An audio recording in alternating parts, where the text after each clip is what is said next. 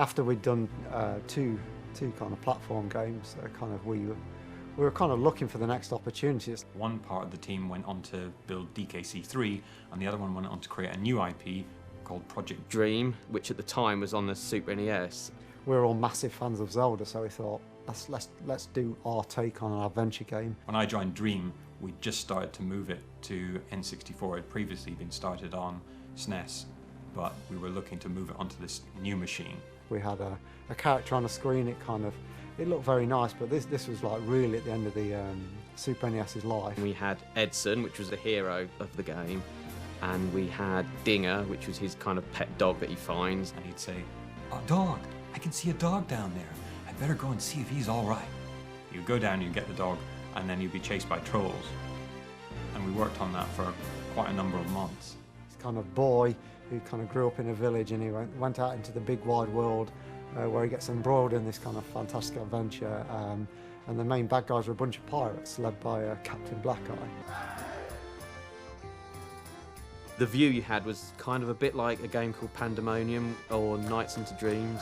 I think the scope of the thing was so large, we couldn't see any end in sight. Greg and Tim had been talking, and they decided to change the whole styling of the game, and it became something akin to Super Mario 64. We'd changed the main character from the boy, who we felt was a bit weak, and we felt we wanted something with a bit more character. So we investigated firstly a rabbit, and then secondly a bear.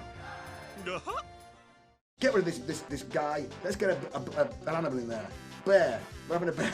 That was it. It went from being Dream to being Kazoo, but again, it was jumping on things and lots of kind of badges and different things you could be doing. And it's all going to be instruments: banjo, piccolo, all of those. You're like, yes, I'll just do it right now. So we had kind of banjo in this kind of big, sprawling adventure game that we weren't quite sure how we were ever going to finish. So we decided to can Dream at that point, and focus on something we felt a lot more confident we could kind of build. And I remember talking with Chris Stamper in the canteen once, and he asking me what I thought of Banjo, and I still think I was a little bit annoyed that the rabbit had been dumped. We took Banjo from Project Dream and kind of put him in his own game, where we wanted it to be a platformer. Should have been a rabbit.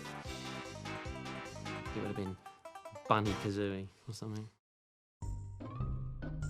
The roaming world of Banjo, we encountered a whole new set of problems because we were working in 3D now, and we had things like a camera that we had to keep control of and work out where it was going to go and what's going to happen when the player goes behind a wall. So we started developing like a move set for Banjo, and I wanted to give him a double jump, having kind of seen Mario's double jump, but I wanted it to be more flexible so the player could double jump anywhere they like. We were up against Mario. I wanted to try and beat Mario, and that was our thing.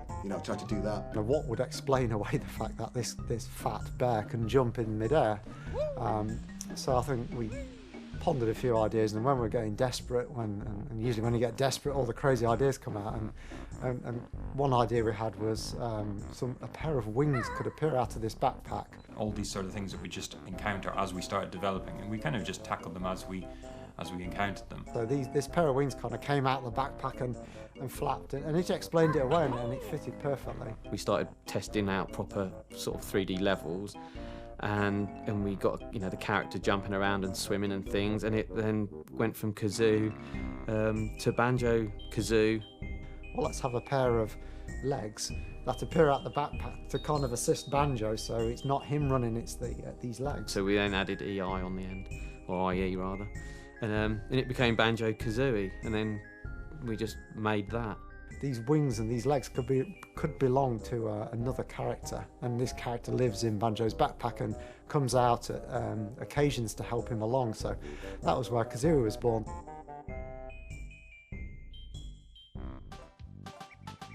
It was probably the breakthrough moment, and then all the dialogue, the interjection between them, and Kazooie being sarcastic and adventurous, and Banjo being like kind of a bit dim-witted and slow. All of that came afterwards, and it was all literally just built on this wanting a double jump. We needed like a shaman character, and then it was really just down. We were just left to do, get on with it.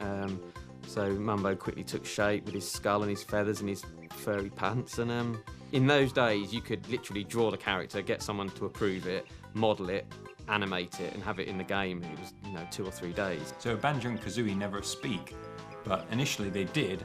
I think one of the reasons we made them have that strange garbled noise. We realised that we were going to have to record so much speech, it was going to increase development time considerably. I did the voice of Mumbo, of course, Ikum Bokum. The voices for all the characters were just kind of different. A lot of them were Grant, but a lot of them were different people just kind of mumbling sort of different little phrases. The Ikum Bokum, I just played with it, it sounded good. So Ikum Bokum is made up of come and have a go if you think you're hard enough. So like I went got what up, big got eat up like that, and like recorded myself doing that, and then I cut it up into pieces.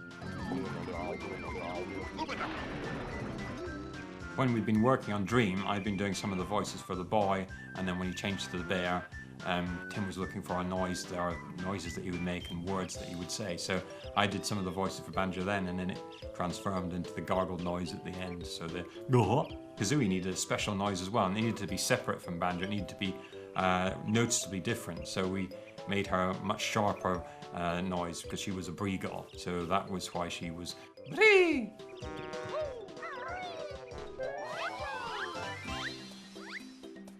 Stop and swap, that came about because we discovered by accident that if you pull out the cartridge on the N64, put in another cartridge, the contents of the memory, the RAM, are still there.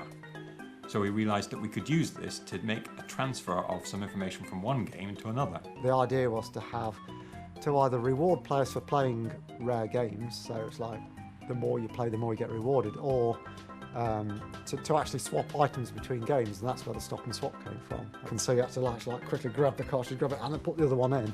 And I think we were concerned that people were going to do damage to their cartridges. Unfortunately, we didn't tell Nintendo because we didn't think they'd really need to know until towards the end. And then, of course, when we did tell them, they said, that's not really going to work, and it's not guaranteed to work in all cases for the N64.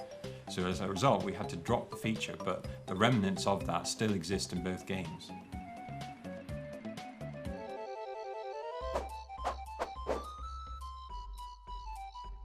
The game, I think, was well received. Again, another massive thing for me was to see Banjo at the top of the all formats charts in the UK. Yes, I think players appreciated the humour and the charm and the characters we managed to put into the world.